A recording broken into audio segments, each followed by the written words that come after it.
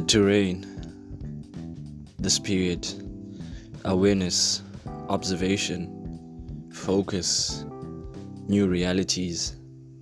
Adapting to the terrain is important and necessary. Honesty, and most importantly, appreciation for everything that you are going through. Familiar and the unfamiliar. Plenty and plenty to gain from the unfamiliar. As we move on and we venture forward, now we are faced with decisions, tough outcomes. Join me as we venture onto the next journey, the next part, the next.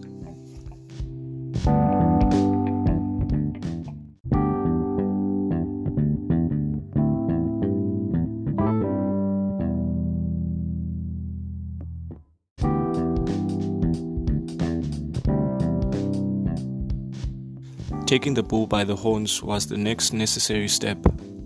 A change of attitude as well as approach was a key factor in my mental shift. I had spent a majority of my teenage years going through difficulties, suppressing lots of emotions which were important to my development. This had denied me lots of valuable experiences because of the mental state I found myself in. The first objective was to observe my social circle. My introduction to self-care brought self-awareness about this factor. This is when I got introduced to the idea of who you spend most of your time with is whom you will become. Maturation required that I challenged many of the beliefs I had at the time, especially about the importance of your inner circle. I had always seen it as ways not to cause conflict, so I had left it to chance. In the early stages of self-development, I had started consuming content that had discussed the value of that you're an average of the 5 people you spend most of your time with. That idea enabled me to have a careful inspection of my social circle. As I matured, so did I start challenging my beliefs of friendship and companionship. The older we got, the more interesting things became. Being friends with the same people I grew up with, I had been mindful of the growth and the attention I paid to those around me. This journey of self-improvement that I was on opened me up to new realities and enabled me to take the next step. The next task at hand was to inspect my social circle. Things were bound to change the older we got. That was a deciding factor in our separating. I felt like I was the only one who demanded more of himself. I wasn't settling for anything less. Since I wasn't gonna settle for nothing less than what would have demanded the ultimate best of myself, I decided to cut ties with my friends. I had always felt like I was the only person who wanted change, and the next step of the path that I would take would require me to go at it alone. Detecting who was for and against my growth was quite easy. Many of my friends had rejected the idea of change. With each one's interest and mindset defined, the next step was clear as daylight. I had always desired being around company that allowed my capabilities to flourish and to be challenged too. I admire having a growth mindset instilled in the group. I was well aware that we were all facing struggles, but regardless, we had to be there for one another and persevere through these difficulties.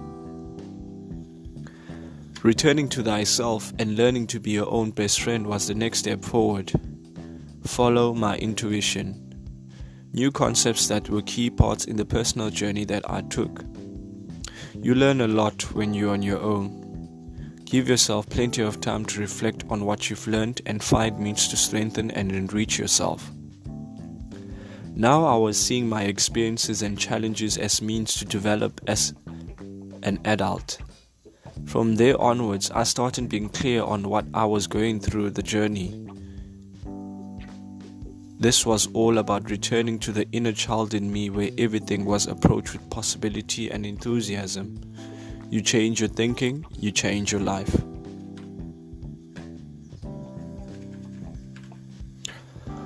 On the start of this new journey, a new path forged, Once the path had been declared, then directing my energy and attention towards a different result was next. I remember previously having a low self-esteem, a result of the poor self-awareness I had at the time. I was in constant reaction to everything happening, a real spectator in my own life. A recipe for disaster is when you're trying to change your mindset for the better. Envious friends who are not happy with themselves, trying their level best to bring you down. I kept at it, trying to improve myself. This led to many of my friends at the time being envious of the personal development I was working on. Once you start taking responsibility for your own growth, you start to irritate those around you. Regardless, it wasn't my fault at all that I had been ambitious and seen more of myself. The company I kept was a threat to the new person I was trying to be, and it was a mountain I eventually had to climb and conquer. The new circumstances I now faced demanded a different approach entirely.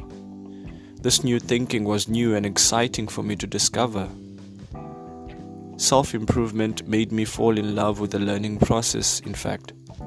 I was enthusiastic of this new path and its unpredictability. I decided to face myself and give no more power to my internal situation. I realized I needed to work on being my own savior. It was my task to first observe what was working and what wasn't, and make the necessary means to address it. This was about the time I was at my lowest in my self-care journey. The palace and the legacy I had previously built had tumbled. Was I going to cry over the things that weren't in my control, or was I going to rectify the wrongs by starting afresh for myself? I had to rest with the idea that I didn't have things figured out. Things were meant to fall apart to be put together again, but this time with better connections.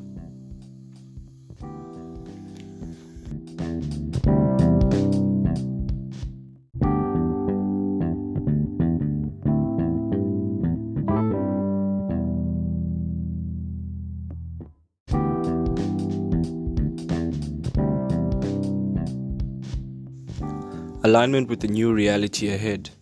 Nothing was fixed. My previous failures were a huge propeller in my movement forward.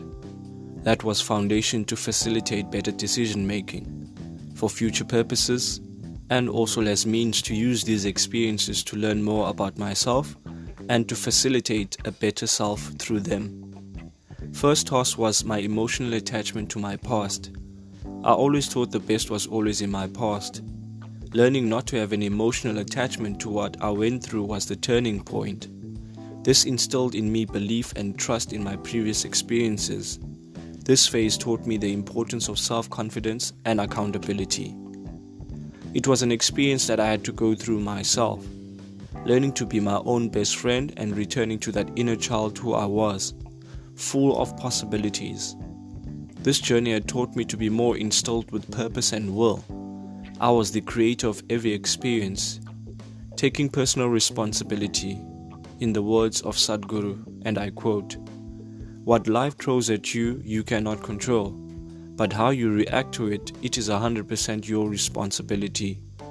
Namaste, Namaskaring, Zen Master Nkonyan.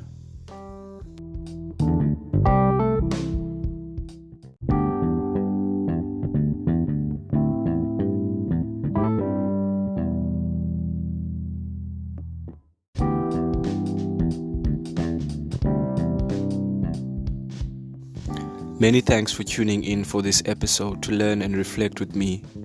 Your feedback will be highly appreciated, and reviews too on all the podcast platforms you are listening on. Until next time, Namaste.